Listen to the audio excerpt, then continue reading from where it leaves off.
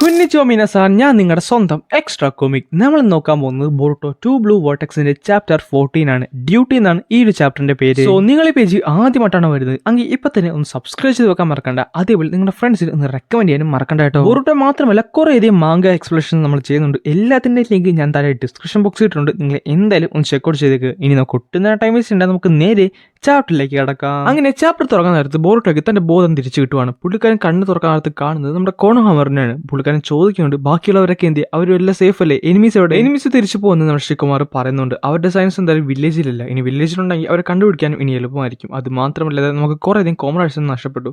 പിന്നെ സാറത്തെ ഹിമവാരി എല്ലാവരും സേഫ് ആണ്. ബോറുട്ടോ, എനിക്ക് നിന്നോട് കുറച്ചധികം ചോദ്യങ്ങൾ ചോദിക്കാനുണ്ട്. അതിന് എല്ലാത്തിനും കൃത്യമായ ഉത്തരം തന്നെ നീ ഞങ്ങൾക്ക് തരണം. ഈ ഇന്ററോഗേഷൻ എല്ലാവരോടും കണക്ട് ചെയ്തിട്ടുണ്ട്. അതായത് ഈ സംസാരിക്കുന്നത് നമ്മുടെ ഹൊക്കാഗിക്കും ആമടയ്ക്കും അതേപോലെ അവിടെ എൽഡേഴ്സിനും എല്ലാവർക്കും കേൾക്കാൻ സാധിക്കുന്നുണ്ട്. ബോറുട്ടോ, ഹിമവാരിയുടെ സാറത്തിനെ പുറകെ പോയത് ആരാണ്, അവരെ കുറിച്ച് നിനക്ക് എന്തൊക്കെ അറിയാം? ഈ സമയത്ത് നമ്മുടെ മിറ്റ്സൂരി കവാക്കയുടെ വീടിന്റെ പുറത്തേപ്പുണ്ട്. നമ്മുടെ കോണാമർ ശരിക്കും ഞെട്ടിപ്പോകുന്നുണ്ട്. അവൻ പറയുന്നുണ്ട്, എന്ത് ഡിവൈൻ ട്രീ പീപ്പിൾസോ, അവർക്കിപ്പോ കോൺഷ്യസ് ഉണ്ട്? അതെ, അവർ ഓരോരുത്തരും അവരാരൊക്കെയാണ് ഡിവോഴ്സ് ചെയ്തത് അതിനനുസരിച്ചായിരിക്കും അവർ മാറിയിട്ടുള്ളത്. അതായത് നമ്മൾ നേരത്തെ കണ്ട ഹിഡാരി ഇല്ലേ, അത് സാസ്കയുടെ വേസാണ്. ഞാൻ മറ്റൊരാളെ കൂടെ കാണാൻ ഇടയുണ്ടായി. അവളെ കണ്ടിട്ട് മാസ്റ്റർ മൊയ്ക്കിനെ കൂട്ടാനിരുന്നത്. അവൾ ഇപ്പൊ വിളിക്കുന്നത് മാറ്റ്സൂരി എന്നാണ്. മാസ്റ്റർ കോണാമർ, താങ്കളും സൂക്ഷിക്കണം. കാര്യം ഈ മാറ്റ്സൂരി എന്ന് പറയുന്ന ആളുടെ ടാർജറ്റ് താങ്കളാണ്. അപ്പൊ നമ്മുടെ അമർ പറയുന്നുണ്ട്, ഈ 10 ടേൽസിന്റെ ഒക്കെ പർപ്പസ് എന്ന് പറയുന്ന നേരത്ത് ഓട്സൂസ് ഇങ്ങനെ കഴിക്കുന്നതാണ്. അത് കഴിഞ്ഞ് ഈ പ്ലാന്റിനെ അവർ ഡിവോഴ്സ് ചെയ്തു. പക്ഷെ ഇപ്പോൾ അങ്ങനെയല്ല, അവർക്ക് ഇന്റലിജൻസ് ഉണ്ട്.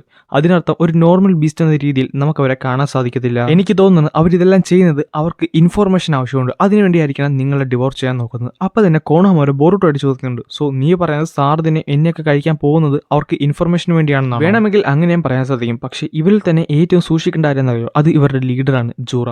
അവൻ്റെ സ്പെഷ്യൽ കേസാണ്. കാര്യം അവന് പ്രോട്ടോടൈപ്പ് ഒന്നുമില്ല.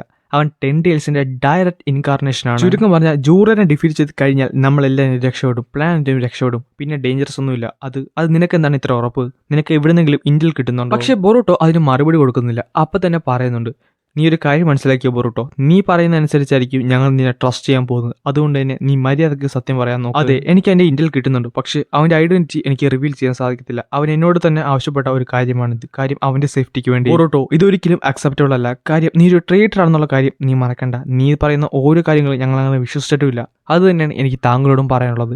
ഞാനൊരു ട്രേറ്റർ ആണെന്നാണ് നിങ്ങളുടെ കണ്ണിൽ. അതായത് നിങ്ങൾ എന്നെ കൊല്ലണമെന്നല്ല ആഗ്രഹിച്ചിരിക്കുന്നത്. ഞാനിപ്പോഴും ജീവനോടെ ഇരിക്കാനുള്ള കാര്യം എൻ്റെ കയ്യിലുള്ള ഇന്റൽ അല്ലേ. നീ എന്ത് പറഞ്ഞാലും എങ്ങനെ പറഞ്ഞാലും അത് കൊണോഹനെ ബാധിക്കുന്ന കാര്യമല്ല. ഇനി കൊണോഹനെ ബാധിക്കാനാണെങ്കിൽ എന്ത് വില കൊടുത്തും അത് ഞങ്ങൾ നശിപ്പിക്കാനും തയ്യാറാണ്. പക്ഷേ നീ ഒരു കാര്യം മനസ്സിലാക്കിയോ, നീ എന്ത് പറഞ്ഞാലും പറഞ്ഞില്ലെങ്കിലും നീ ആ റൂമിൽ നിന്ന് ജീവനോടെ പുറത്തു പോകത്തില്ല. അതുകൊണ്ട് ബോറുട്ടോ, നീ പറയുന്ന ഓരോ വാക്കുകളും ആലോചിച്ചിട്ട് പറയാൻ നോക്ക്. നിന്റെ ഉത്തരത്തിനനുസരിച്ച് ഞങ്ങൾക്ക് നിനക്ക് വേദനയില്ലാത്ത മരണം സമ്മാനിക്കാൻ പറ്റും. ഇനി പറ ബോറുട്ടോ, നീ എന്തിനാണ് നറുട്ടോനെ ലോർഡ് 7 കൊന്നത്? ബോറുട്ടോ ഒന്നും തന്നെ മിണ്ടാതെ അവിടെ ഇരിക്കുവാണ്. ഇതെല്ലാം കണ്ടുകൊണ്ട് നമ്മുടെ ശിവകുമാർ പുറത്തെ റൂമിലുണ്ടായിരുന്നു. പക്ഷെ പുള്ളിക്കാരനെ ഒന്നും തന്നെ അങ്ങോട്ട് വിശ്വസിക്കാൻ സാധിക്കുന്നില്ല. എന്തോ കൊണ്ട് പുള്ളിക്കാരനെ ഇത് ബോറുട്ടോ ഉസുമാക്കിയാണെന്നറിയാം. പക്ഷെ അതങ്ങോട്ട് കൺവിൻസും ആകുന്നില്ല. എന്താണെന്നറിയാമല്ല, പുള്ളിക്കാരൻ വളരെയധികം ഡൗട്ടിലാണ് ഇരിക്കുന്നത്. പെട്ടെന്ന് ബോറുട്ടോ അതിനുള്ള ഉത്തരം കൊടുക്കുന്നുണ്ട്, ഞാൻ അവനെ കൊന്നിട്ടില്ല. ലോർഡ് 7 ഇപ്പോഴും ജീവനോടെ തന്നെ ഉണ്ട്. ലോർഡ് 7 മാത്രമല്ല പുള്ളിക്കാരന്റെ വൈഫ്. അത് കൊള്ളാം, ഒരുപാട് കള്ളം നിനക്ക് ഞങ്ങളോട് പറയാൻ സാധിക്കുമായിരുന്നു. എന്നിട്ട് നീ പറഞ്ഞത് നോക്കണേ. അങ്ങ് നീ തന്നെ പറ, അവരിപ്പോ എവിടെയാണ്? അത് ഞാൻ നിങ്ങളോട് പറയത്തില്ല. ബോറുട്ടോ, നീ വീണ്ടും വീണ്ടും കള്ളങ്ങൾ പറഞ്ഞുകൊണ്ടിരിക്കുവാണ്. ഞാനൊരു കാര്യം പറയാം, ഞാൻ ഇതുവരെ ഒരു കള്ളം പോലും നിങ്ങളോട് പറഞ്ഞിട്ടില്ല, ഇനി അങ്ങോട്ട് പറയാൻ പോകുന്നുമില്ല. നായേ, നീ ശരിക്കും ഒരു വേദനയുള്ള മരണത്തിന് വേണ്ടിയാണ് കാത്തിരിക്കണത്. പെട്ടെന്ന് ബോറുട്ടോയുടെ അടുത്തുണ്ടായിരുന്ന ആ ഒരു ഓഫീസർ ബോറുട്ടോയുടെ നേരെ നടന്നു ചെല്ലുന്നുണ്ട്. ശിവകുമാർ പെട്ടെന്ന് നമ്മുടെ ഈനോട്ട് കണക്ട് ചെയ്യുന്നുണ്ട്. പക്ഷേ പുള്ളിക്കാരി അത് വിസമ്മതിക്കുവാണ്. കാര്യം പുള്ളിക്കാരുടെ മകന്റെ അവസ്ഥ കണ്ടതിന് ശേഷം ബോറുട്ടോയെ സഹായിക്കാൻ അവൾക്ക് ഇപ്പൊ ആഗ്രഹമില്ല. ബോറുട്ടോനെ അവർ നന്നായിട്ട് അതിനെ ഉപദ്രവിക്കുന്നുണ്ട്. പെട്ടെന്ന് ശിവകുമാർ ആ ഒരു കാര്യം പറയുന്നത്, ഇബിക്ക് അത് മതി, അത് യൂസേഴ്സ് ആണ്, അവൻ എന്തായാലും വേദന കൊണ്ടൊന്നും പറയുമെന്ന് എനിക്ക് തോന്നുന്നില്ല. നമുക്ക് ആവശ്യം വെനമാണ്. അതുകൊണ്ട് മിറ്റ്സൂക്കിനെ സമൺ ചെയ്യാൻ നോക്ക്. ലോഡേറ്റ്, അത് വേണ്ട.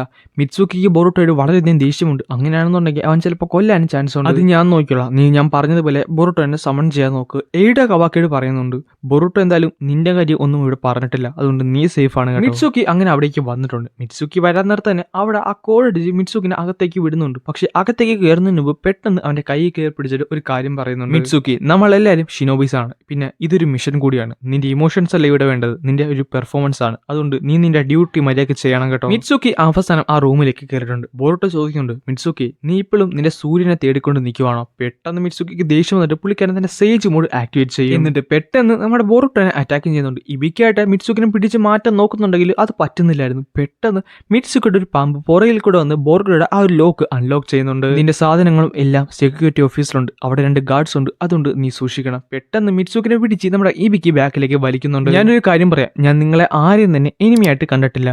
അതിനർത്ഥം എനിക്ക് നിങ്ങൾക്ക് ഇന്റൽ തരുന്നതുകൊണ്ട് ഒരു ബുദ്ധിമുട്ടുമില്ല. പക്ഷെ അത് നിങ്ങൾ എങ്ങനെ യൂസ് ചെയ്യുന്നു അതാണ് ഇവിടുത്തെ കാര്യം. കോണാമോർ ഞെട്ടിത്തരിച്ചിരിക്കുകയാണ്. കാര്യം ബോറുട്ടോയുടെ കയ്യിൽ ഇപ്പൊ കഫില്ല, പുള്ളിക്കാരൻ ഫ്രീ ആയിട്ട് നിൽക്കുകയാണ്. എന്നിട്ട് ബോറുട്ടോ അവിടെ നിന്ന് പോകുന്നുണ്ട്. മിറ്റ്സുക്കിയാണ് അവനെ രക്ഷിച്ചത്.